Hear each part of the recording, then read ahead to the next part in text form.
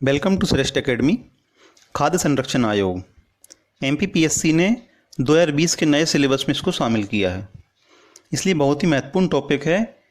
इस वीडियो में हम इस आयोग से संबंधित विस्तार से चर्चा करेंगे, इसलिए इस वीडियो को अंत तक देखें। इस आयोग का गठन राष्ट्रीय खाद्य सुरक्षा अधिनियम 2013 के अंतर्गत किया गया है। इस अधिनियम के अंतर्गत इस आयोग का गठन किया गया है। इस अधिनियम की धारा 16 में राज्य खाद्य आयोग के गठन का प्रावधान किया गया है। इसमें प्रत्येक राज्य सरकार को जिम्मेदारी सौंपी गई है कि वो राज्य खाद्य आयोग का गठन करे। इस आयोग में एक अध्यक्ष होता है, 5 अन्य सदस्य होते हैं और एक सदस्य सचिव होता है। अध्यक्ष, 5 सदस्य और एक सदस्य सचिव। सदस्य सचिव कौन होता है?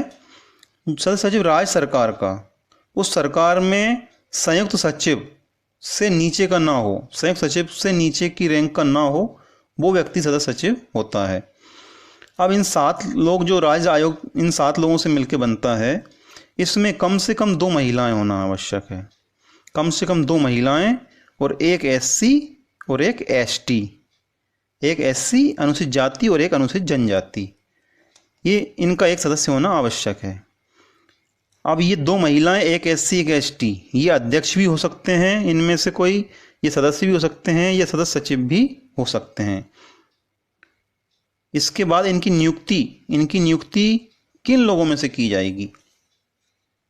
इनकी नियुक्ति जो अखिल भारतीय सेवाओं या संघ राज्य के किन्हीं अन्य सिविल सेवाओं के सदस्य हैं या रह चुके हैं, जो वर्तमान में इन सेवाओं के सदस्य हैं या रह चुके हैं, उनसे की जाएगी, या जो संघ राज्य के अधीन कोई सिविल पद धारण किए हुए हैं और जिन्हें कृषि का, सिविल आपूर्ति, पोषण, स्वास्थ्य के क्षेत्र में या किसी संबद्ध क्षेत्र में खाद्य सुरक्षा नीति बनाने और प्रशासन संबंधित मामलों का ज्ञान और अनुभव हो, तो इन लोगों में से इन राज्य आयोग के सदस्यों की अध्यक्ष की नियुक्ति की जाएगी।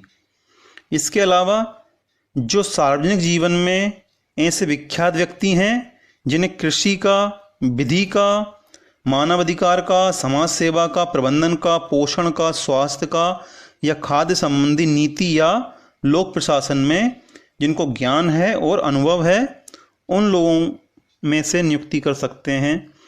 या तीसरा, जिनके पास निर्धनों के खाद्य और पोषण संबंधी अधिकारों में सुधार लाने संबंधित कार्यों में जिनने कोई कार्य किया है, प्रमाणित रिकॉर्ड है जिनका, उन लोगों से इस आयोग के सदस्यों की नियुक्ति की जाएगी। कार्यकाल 5 वर्ष का होता है, अध्यक्ष और सदस्य दोनों का। 5 वर्ष या 65 वर्ष की आयु प्राप्त कर लेने तक, जो भी पहले हो। अगर पहले 65 वर्ष की हो जाएगी तो, या पहले 5 वर्ष हो जाएंगे तो। और दूसरा, अध्यक्ष और सदस्य दोनों पुनर्नियुक्ति के लिए पात्र होंगे। अब इनकी नियुक्ति, अध्यक्ष सदस्यों की नियुक्ति, सदस्य सचिव की नियुक्ति, इस संबंध में राज्य सरकार निर्धारित करेगी। इनकी शर्तें और किसकी नियुक्ति करना है, बैठक का समय, स्थान, प्रक्रिया, इन सब के बारे में राज्य सरकार ही निर्णय लेगी। इनके कार्य क्या हैं? राष्ट्रीय खाद्य सुरक्षा अधिनियम 2013, इस अधिनियम के कार्यान्वयन की मॉनिटरिंग करना और उसका मूल्यांकन करना, ये राज्य आयोग का कार्य है। दूसरा, जो इस अधिनियम में जिनको हकदारी बताया गया है, अगर उसके किसी उल्लंघन की शिकायत आती है तो शिकायत की जांच करना, शिकायत प्राप्त होने पर यह स्वप्रेरणा से भी जांच करना। दूसरा, इस अधिनियम के प्रभावी कार्यान्वयन के लिए राज्य सरकार को सलाह देना। और जो हकदारी हैं, हकदारियों तक पूर्ण पहुंच बनाने के लिए, समर्थ बनाने के संबंध में खाद्य और पोषण संबंधी स्कीमों के प्रभावी कार्यान्वयन के लिए राज्य सरकार या अन्य संस्थाओं को सलाह देना, ये इस आयोग का कार्य है। इसके बाद जिला शिकायत निवारण अधिकारों के आदेशों के विरुद्ध अपीलों की सुनवाई करना, ये भी इसका कार्य है।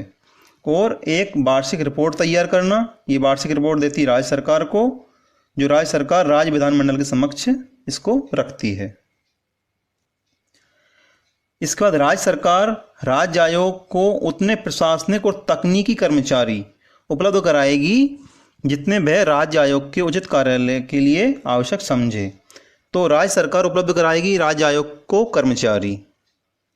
इसके बाद जो कर्मचारी हैं उनकी नियुक्ति की पद्धति, उनके वेतन, भत्ते और सेवा शर्तें राज्य सरकार द्वारा निर्धारित, ये भी राज्य सरकार द्वारा निर्धारित किए जाएंगे। राज्य सरकार अध्यक्ष ऐसे किसी सदस्य को पद से हटा सकेगी। राज्य सरकार को अधिकार है अध्यक्ष सदस्य को पद से हटाने का। किस स्थिति में? अगर वह दिवालिया हो गया है या दिवालिया अधिनिर्णित किया गया है तब हटा सकती है, या जो सदस्य के रूप में काम करने में शारीरिक या मानसिक रूप से असमर्थ हो गया है तो भी राज्य सरकार उनको पद से हटा सकती है। इसके बाद पद से हटाने के लिए जिसे ऐसे किसी अपराध के लिए दोषसिद्ध ठहरा दिया गया है जिसमें राज्य सरकार की राय में नैतिक अदमता अंतर्बलित है तो भी पद से हटा सकती है, या जिसने वित्तीय या अन्य हित अर्जित किया है, मतलब वो राज्य आयोग के अलावा भी कोई अन्य कार्य कर रहा है जिससे उस सदस्य के रूप में कार्य प्रभावित हो रहा है तो भी उसको पद से हटाया जा सकता है। और दूसरा, जिसने पद का दुरुपयोग किया है जिससे उसका पद पर बने रहना लोकहित में हानिकारक है तो भी उसको पद से हटाया जा सकता है। वो पद से हटाने का कार्य है राज्य सरकार का। राज्य आयोग ऐसे किसी अध्यक्ष या सदस्य की ये उपधाराएं जो लिखी गई हैं इसमें जो हटाने की, उसके अधीन तब तक नहीं हटाया जाएगा जब तक कि उसे मामले में सुने जाने का युक्त अवसर ना दिया गया हो। तो जो पद से हटाने की जो प्रक्रिया ऊपर जो हमने बताई हैं अभी, इनके अधीन तब तक नहीं हटाया जाएगा जब तक उसको सुनवाई का अवसर ना दिया जाए। पहले उसको हटाने से पहले उसको सुनवाई का अवसर देना आवश्यक है। इसके बाद आते हैं वेतन भत्ते। वेतन भत्ते देने की जिम्मेदारी राज्य सरकार की है। राज्य सरकार अध्यक्ष, सदस्य और सदस्य सचिव को वेतन देगी और अन्य प्रशासनिक व्यय का उपबंध करेगी। दूसरा, राज्य आयोग के रूप में कार्य करने के लिए किसी आयोग, जो कोई अन्य आयोग है, उसको अभिहित किया जाना।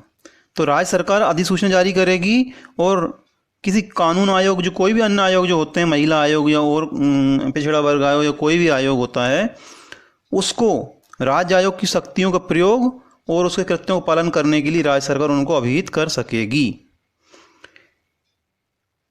संयुक्त राज्य खाद्य आयोग। संयुक्त राज्य खाद्य आयोग क्या होता है? 2 या अधिक राज्य मिलकर एक संयुक्त राज्य खाद्य आयोग इसमें बना सकते हैं।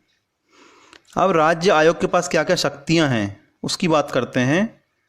तो पहला ये, किसी व्यक्ति को समन जारी करना, समन करना और उसको हाजिर कराना और शपथ पर उसकी परीक्षा करना, ये इसको शक्तियां प्राप्त हैं। किस दस्तावेज का प्रकटीकरण और पेश किया जाना, ये इसकी शक्तियां हैं। इसका शपथ पत्रों पर साक्ष्य लेना, ये है। किसी न्यायालय या कार्यालय से किसी लोक अभिलेख और उसकी प्रति को प्राप्त करना, ये उसकी शक्तियां हैं। किसी भी न्यायालय से या किसी भी कार्यालय से कोई भी अभिलेख जो इसको आवश्यक हो वो प्राप्त कर सकता है।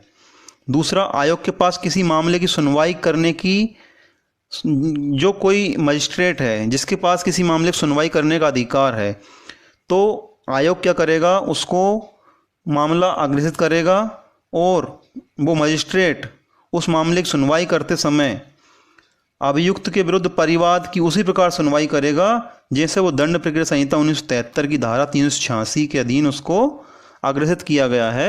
इस प्रकार वो उस मामले की सुनवाई करेगा। इसके बाद बात करते हैं कि रिक्तियों के कारण राज्य आयोग की कार्रवाई का विधिमान्य न होना। राज्य आयोग में कोई रिक्ति है या उसके गठन में कोई त्रुटि है, या राज्य आयोग के अध्यक्ष सदस्य के रूप में किसी व्यक्ति की नियुक्ति में कोई त्रुटि है, या राज्य आयोग की प्रक्रिया में ऐसी अनियमितता है जो मामले के गुणसूत्र प्रभाव नहीं डालती है, तो राज्य आयोग का कोई कार्य कार्रवाई इस कारण से अविधिमान्य नहीं होगी। इसके बाद बात करते हैं इसकी वार्षिक रिपोर्ट की। हमने बताया वार्षिक रिपोर्ट ये राज्य सरकार को सौंपती है और राज्य सरकार उसको राज्य विधानसभा या विधानमंडल में प्रस्तुत करती है। तो खाद्य आयोग में बस इतना ही। अगर वीडियो अच्छा लगा हो तो चैनल को सब्सक्राइब जरूर करें और वीडियो को लाइक शेयर करना ना भूलें।